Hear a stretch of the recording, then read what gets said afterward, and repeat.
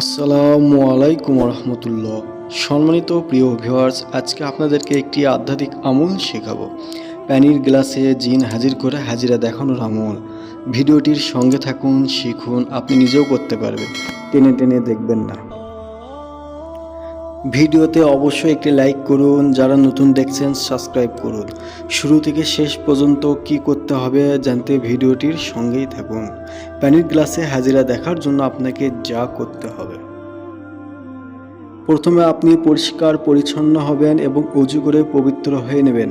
তারপর আপনি এক গ্লাস পানি নেবেন, অবশ্যই টিউবওয়েলের পরিষ্কার পানি নেবেন। তারপর আপনি একটি ফ্রেশ সাদা কাগজের উপর গ্লাসটি রাখবেন বন্ধুরা।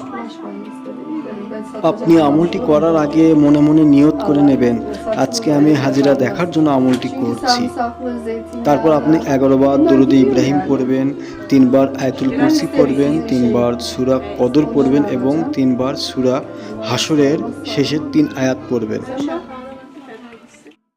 শেষে 11 বার দরুদ শরীফ পড়বেন। সব কিছু পড়া শেষ হলে আপনি কি দেখতে চান পানির ভিতরে? হারানো জিনিস খুঁজে পেতে চান? কার কি অসুখ হয়েছে জানতে চান?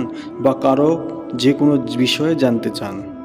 তারপর পানিতে ফু দিয়ে আপনি মনে মনে আল্লাহকে বলবেন, আল্লাহ, তোমার কোরআনের কারিশমা তুমি দেখাও। এই সূরাগুলোর যে মক্কেল আছে তুমি পানিতে হাজির করাও। পানিতে হাজির হয়ে যাবে। তবে আপনি যদি তুলা রাশি হন দেখতে পারবেন, যদি তুলা রাশি না হন কি করতে হবে বলে দিচ্ছি। আপনাকে একটি 12 বছরের বাচ্চা সংগ্রহ করতে হবে, হোক সে বালেক অথবা নাবালিকা। সূরাগুলো পড়ে সেই বাচ্চার চোখে দম করতে হবে। আর যদি আপনি তুলা রাশির লোক পান তাহলে তো কথাই নেই, তুলা রাশির লোক সরাসরি দেখতে পারবে। যদি বাচ্চা হয়, ফু দিয়ে বাচ্চাকে জিজ্ঞেস করবেন পানিতে কি দেখতে পাচ্ছ।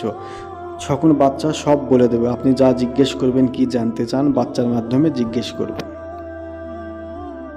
আপনার কি কি সমস্যা বা কার বিষয়ে জানতে চান সে তুলা রাশি লোক অথবা সে বাচ্চার মাধ্যমে জানতে পারবেন।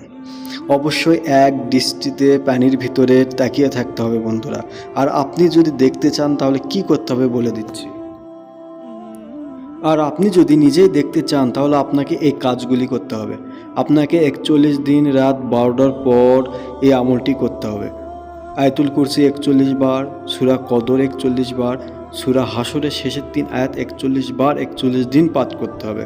একদিনও মিস দেওয়া যাবে না, এটি একটি সাধনা। প্রতিদিন পাক পবিত্র হয়ে রাত 12টার পর আমলটি করলে আপনি নিজেই দেখতে পারবেন বন্ধুরা। তখন 12 বছরের বাচ্চা এবং তুলা রাশি লোকের প্রয়োজন নেই।